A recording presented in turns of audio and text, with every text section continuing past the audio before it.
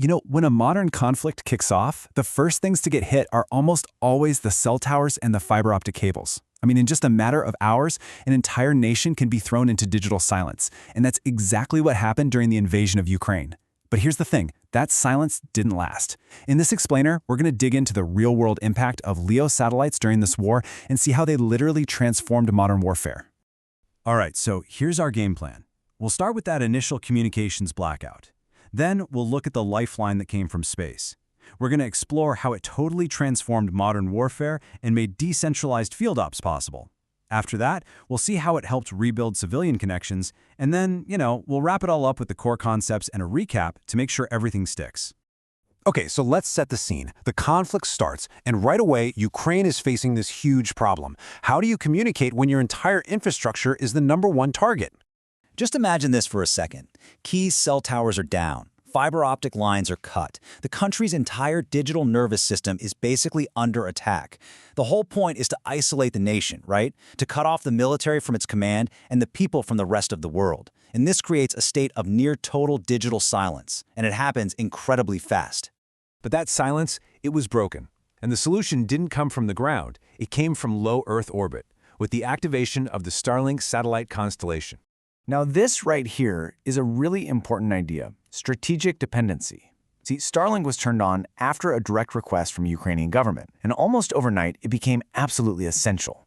And we're not just talking about battlefield radios. This was about keeping critical energy infrastructure online and just maintaining that vital connection to the outside world. And that leads us to its most revolutionary impact, how this technology completely flipped the script on military operations on the ground. So, the big question is, how is it actually being used? Well, it's the data link for combat drones, both in the air and at sea. It's the backbone for these super sophisticated fire coordination systems, letting artillery units share targeting data in real time. And it's used to coordinate complex, high-accuracy attacks.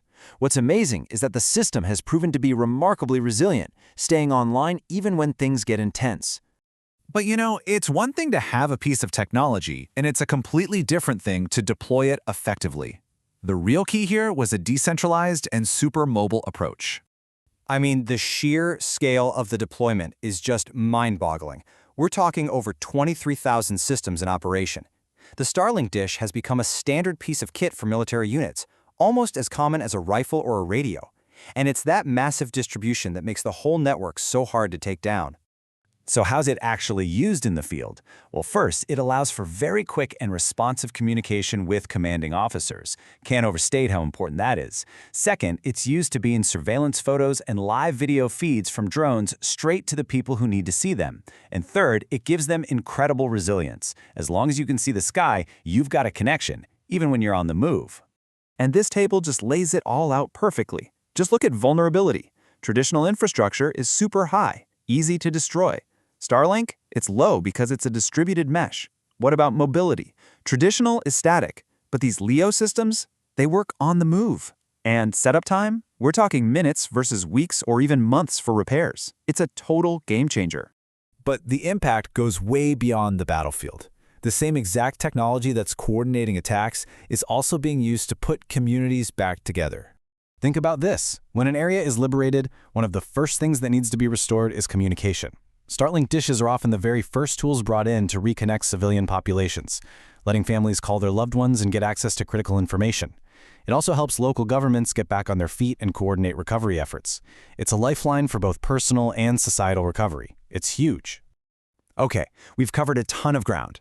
So in this last section, we're going to boil down the key concepts into a simple model and then do a quick recap of the most important takeaways. This is where we make sure it all really clicks into place. To really understand what very quick and responsive communication means in practice, just picture this scenario. A small recon team spots an enemy position. They pop up a drone. With their Starlink terminal, that live video feed doesn't just stay with them, it gets beamed instantly to a command center and an artillery unit hundreds of kilometers away, and they can act on that intel within minutes. That's the power we're talking about.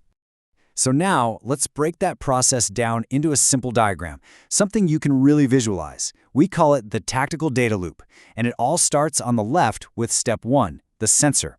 This could be a drone, a scout, you name it. It identifies a target. Step 2 is where the magic happens.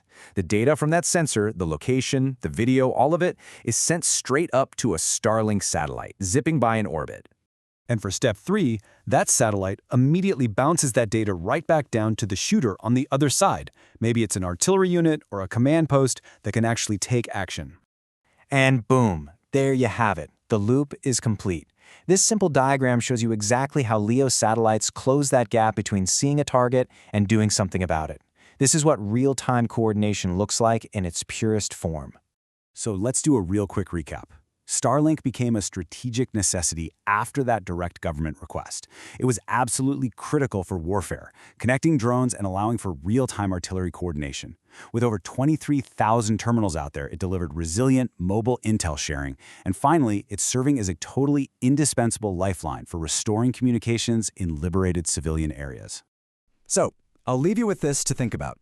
Considering how incredibly resilient these LEO terminals are, even while on the move, how does that fundamentally change the tactical advantage for a mobile military unit compared to one that has to rely on older, fixed satellite ground stations? That's a question that military strategists are going to be wrestling with for years to come.